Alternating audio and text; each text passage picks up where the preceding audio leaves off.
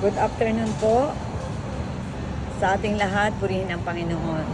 Muli, nagpapasalamat po ako tayo ay makapagbahagi ng maiksing salita ng Diyos bilang proclaiming ng pagpapala. Ito po ay proclaim about New Year 2025. So, in the name of the Lord Jesus Christ of Nazareth, I declare and decree by faith that this year will be a year of abundance in the name of Jesus Christ. And in the name of the Lord Jesus Christ, I declare and decree by faith na this year of 2025 will be a year of healing, will be a year of salvation in Jesus Christ's name. In the name of the Lord Jesus Christ, the Nazareth, we declare and decree by faith that this year, 2025, will be love to each other, forgiving to each other, unity with the family, and abundance, patience to each other in the name of the Lord Jesus Christ. Okay? So, in the name of the Lord Jesus Christ, the Nazareth, this year, I decree and declare this year, 2025, will be the year of healing, healing the brokenhearted, and healing the pockets. Healing and more presence of God, more favor, more open door for blessings and blessings in Jesus' name. So, ano po ba ang New Year? Maigsi lang po ito at hindi po ito mahaba. Ito po ay mostly ay pagpapalit ng taon at kalimitan po ginagawa natin ay meron tayong mga New Year resolution na gusto nating baguhin. So, ano po ba kalimitan? Gusto natin na magkaroon na tayo ng parang mas masipag tayo, mas magamit natin ang oras at tayo ay mabago na ang puso at isip, mga ugali, at tayo ay makaipon, ano pa po ba? Basta po yung mga ibinabago natin. Kasi maiksi lang po ito. So, bakit po kaya wala naman patuloy ring bumabalik at hindi naman tayo nababago? Naisip na po ba natin na kulang ang kapangyarihan ng Diyos? So, basahin po natin ang talata. So, una po, sabi po, kailangan po natin ang hubarin ninyo, Episo 4:20 to 24. Hubarin ninyo ang inyong dating pagkatao na siyang sumisira dahil sa mga mapanling lang na pagnanasa.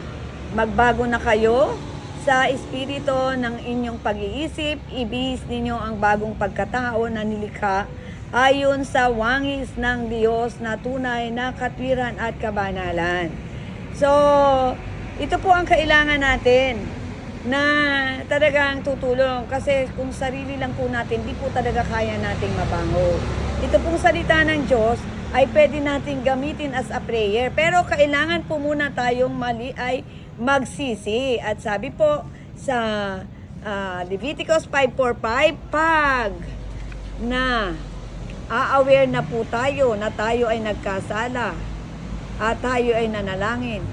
Ano po ba yung Leviticus? Wait po, ang Leviticus 5:5. Teka lang po at kailangan po natin yung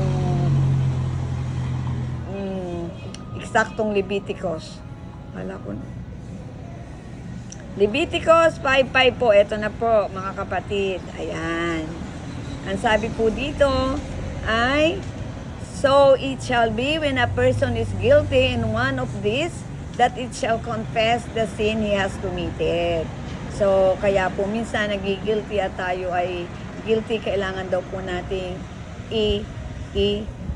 ipahingi ng kapatawaran. At sabi po sa John, matatapos na po tayo. Ayun po ang power. Yun po ang power. Maiksi lang po pero puro power po ito. John 1:9, sabi po,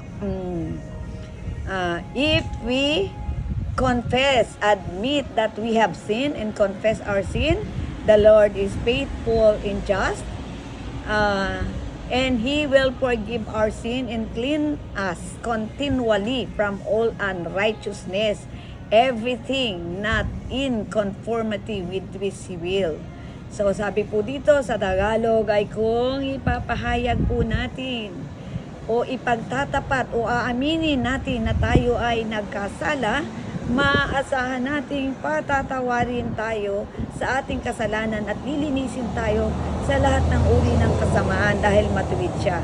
So ito po ang talagang kapangyarihan na babago sa atin, ang salita ng Diyos, salita po ng Diyos na makapangyarihan. Ito po ay magkabilay talim, tumatagos sa pinag-iwalayan ng Espiritu at kaluluwa. Ito ay nakakatalo sa iniisip ng tao. So, kung nais po natin na tayo ay talagang mabago, maging progress, abundant, healing, salvation, and everything na hinahanap natin, makapagpahinga, magkaroon ng kalakasan, mabago ang buhay, we repent po, Panginoon, gaya ng 1 John 1:19 at ang ulitin po natin na hubarin. Ito po tayo magtatapos. We pray po natin in the name of Jesus sa lahat pong mga nanood at mga manonood. We pray na hubarin po ninyo natin ang ating dating pagkatao at o inyong pagkatao na siyang sumisira dahil sa mga panliling lang na pagnanasa. Magbago na kayo, magbago na tayo sa espiritu ng inyo o ating pag-iisip at ibihis na po ninyo ng ating pamilya ang bagong pagkatao na nilikha ayon sa kawangis ng Diyos sa tunay na katwiran at kabanalan. Ito po ay 100% na ito po ay talagang mabunga, ito po ay totoo, at ito po ay salita ng Diyos. Salita ng Diyos na may gawa ng langit at lupa. Maraming salamat po sa pangalan ni Jesus. Thank you, Lord, and share. Paki-like po ang video, paki-follow, paki-like and follow, and thank you. God bless po in Jesus' name.